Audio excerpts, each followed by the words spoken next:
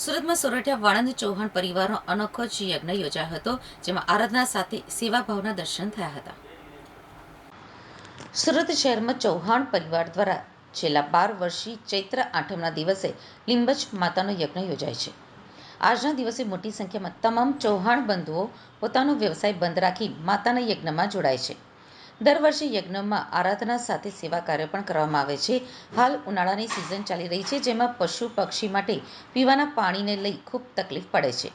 તેવામાં ચૌહાણ પરિવાર દ્વારા એક નિર્ણય લેવાયો હતો અને તમામ બંધુઓને પોતાના ઘર આંગણે કે દુકાને પંખીઓ માટે પીવાનું પાણી મળે તે માટે કુંડા વિતરણ કરાયા હતા અને લોકોને એક મેસેજ આપ્યો હતો કે સમાજ સાથે ભેગો થાય ત્યારે સેવા કાર્ય કરીએ તો અબોલ પશુ પંખીને મદદરૂપ થઈ શકાય.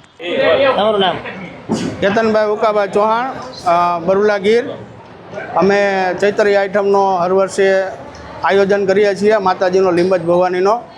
તો એનું આજ સુંદર મજાનું આયોજન કર્યું છે. હળીમળીને બધા ભાઈઓ એકઠા થઈએ છીએ અને પ્રસાદ વિતરણ કરીએ, માતાજીનું હવન કરીએ અને અંદર સુંદર મજાના કાર્યક્રમોનું આયોજન પણ કરીએ છીએ, જમણવાર રાખીએ.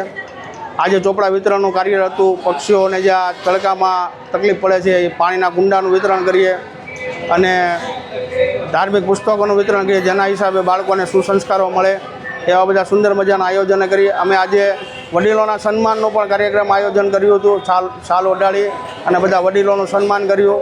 અમારા જે પરિવારમાં જે મોટા વડીલો છે, વર્ષોથી સેવા આપી રહ્યા છે, એ બધાનું સન્માન કર્યું અને એવો સુંદર મજાનું કાર્યક્રમનું આયોજન કરીએ છીએ દર વર્ષે, જેથી સમાજ અને બાળકોને પ્રેરણા મળતી રહે.